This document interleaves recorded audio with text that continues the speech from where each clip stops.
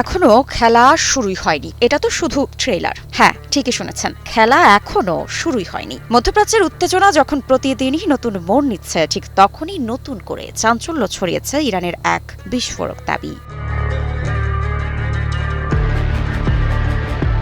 বিভিন্ন সংবাদ মাধ্যমের বরাতে জানা যায়, দেশটির প্রতিরক্ষা মন্ত্রণালয় জানিয়েছে এখন পর্যন্ত তারা তাদের বিশাল ক্ষেপণাস্ত্র ভাণ্ডারের মাত্র অল্প একটি অংশ ব্যবহার করেছে, অর্থাৎ বাস্তব শক্তির বড় অংশই এখনো মজুদ অবস্থায় রয়েছে। অন্যদিকে আমেরিকার ৪৫% ফুরিয়ে গেছে এই সাম্প্রতিক যুদ্ধে। আর এই তথ্য সামনে আসতেই আন্তর্জাতিক অঙ্গনে শুরু হয়েছে নতুন করে আলোচনা উদ্বেগ। তাহলে কি এখনো সবচেয়ে বড় ধাক্কাটা আসা বাকি?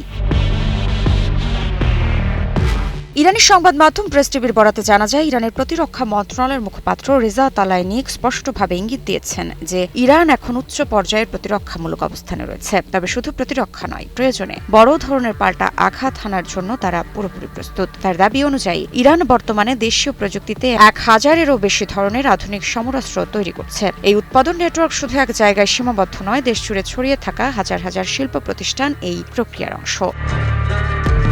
বিশ্লেষকদের মতে সবচেয়ে বড় চাপের জায়গা এখন হরমুজ প্রণালী। ইরান এটিকে তাদের নিয়ন্ত্রণের প্রধান হাতিয়ার হিসেবে বর্ণনা করেছে। বিশ্বের জ্বালানি পরিবহনের অন্যতম গুরুত্বপূর্ণ এই জলপথে প্রভাব বিস্তার মানেই বৈশ্বিক অর্থনীতিতে বড় ধরনের চাপ তৈরি করা। আর সেই কারণেই এই প্রণালীকে ঘিরে ইরানের অবস্থান আন্তর্জাতিক কূটনীতিতে বারবার আলোচনায় আসে।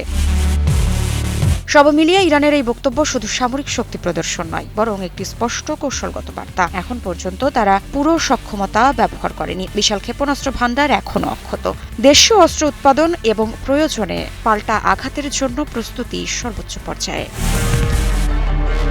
মধ্যপ্রাচ্যের বর্তমান উত্তেজনা ইরানের এই অবস্থান নতুন করে প্রশ্ন তুলছে, এটা কি শুধুই প্রতিরক্ষা কৌশল নাকি বড় কোনো সংঘাতের পূর্বাভাস? বিশ্লেষকদের মতে এখন পরিস্থিতি যেমনটা দেখা যাচ্ছে, বাস্তব মাঠের সমীকরণ তার চেয়েও অনেক বেশি জটিল। মৃত্তিকা সিনহা বিশ্বাস, নিউজ 24।